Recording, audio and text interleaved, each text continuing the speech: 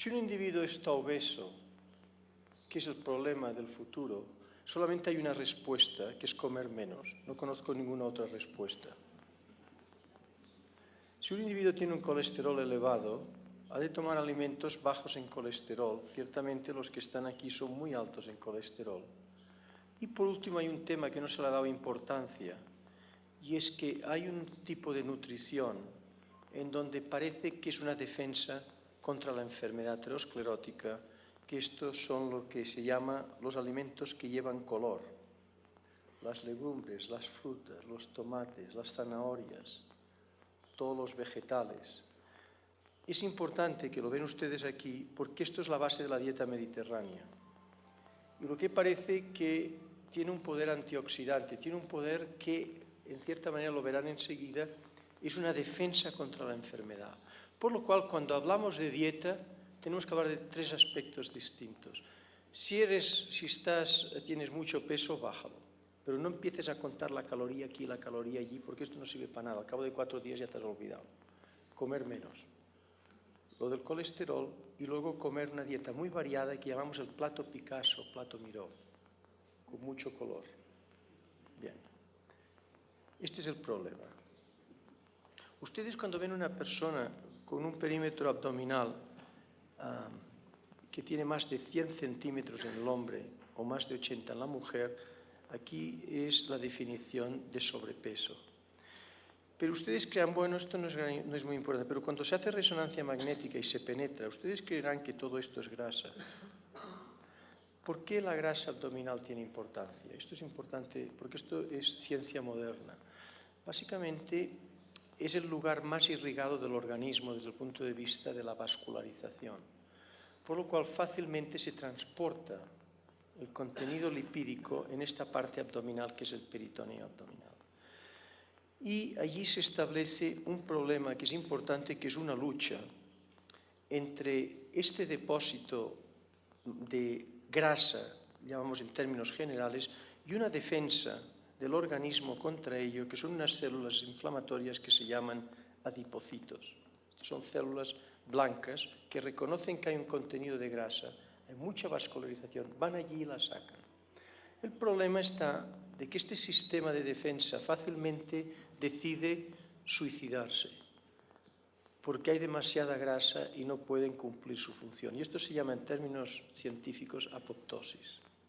Y el problema es que durante este fenómeno de muerte celular se liberan unas sustancias que dan lugar a la presión arterial alta, constriñen las arterias, dan lugar a una neutralización del receptor de la insulina, dan lugar a la diabetes y previenen la síntesis del colesterol bueno, que es el HDL. Y esto se le llama síndrome metabólico: hipertensión, diabetes, obesidad, HDL bajo. Les he explicado la epidemia del futuro en pocas palabras. Es la obesidad. Pero la obesidad no mata. Lo que mata son las consecuencias de la obesidad. Y las consecuencias, desde el punto de vista químico, están relacionadas con un fallo de un mecanismo de defensa cuando hay demasiado sustrato. Y este fallo de estas células de defensa son las que producen los productos que dan lugar a la diabetes, la hipertensión y alteraciones del metabolismo del colesterol. Esto es lo que mata. Por lo cual, lo que uno debe hacer, supongo, es bajar el perímetro del abdomen. Es fácil decirlo, es difícil conseguirlo, como enseguida vamos a hablar. Pero esto es la parte importante. Bueno, este es el punto número 1. Estamos con una epidemia, causa de mortalidad número 1. La obesidad es la base y las consecuencias de la obesidad es lo que causa la enfermedad que estamos hablando. ¿Cuál es el tema económico? Si ustedes ahora van a un país rico como es Estados Unidos, verán que la mortalidad por enfermedad cardiovascular en los últimos 30 años no ha disminuido.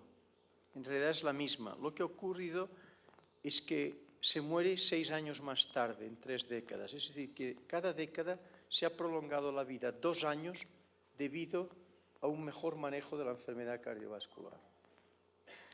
Esto es fácil decirlo, pero el decir que la mortalidad es la misma no es atrayente. Pero ahora les voy a explicar la parte económica.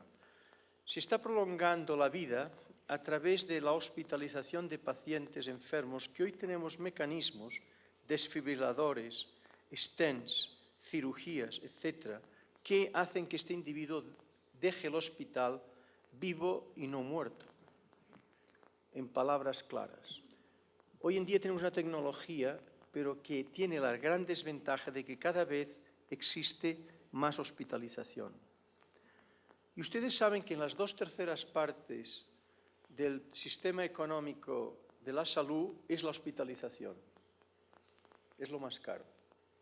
Por lo cual ahora les voy a dar las cifras.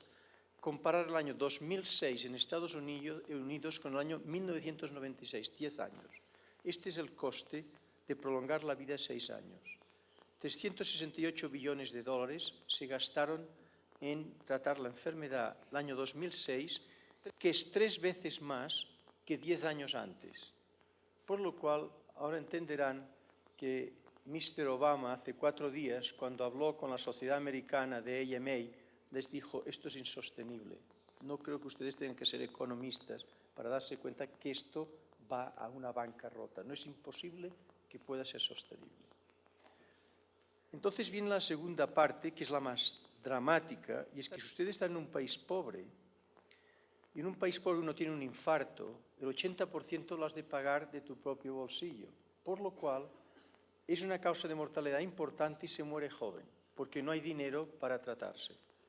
Este es el problema de los países pobres.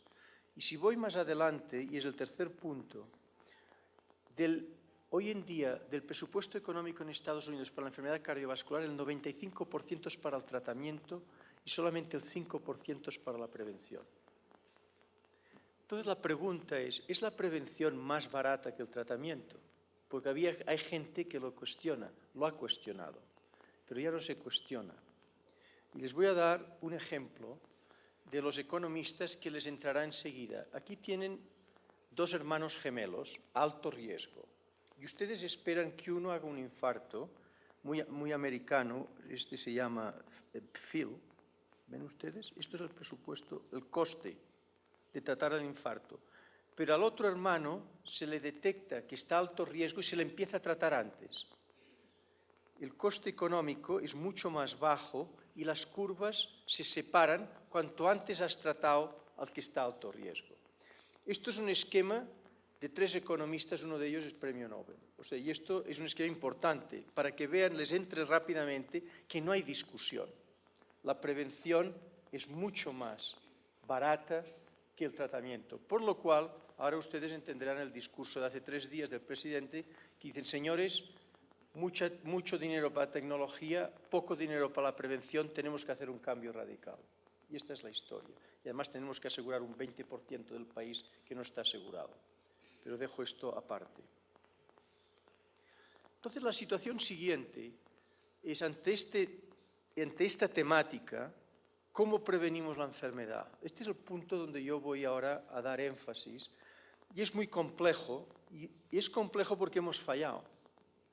Hemos absolutamente un fallo radical.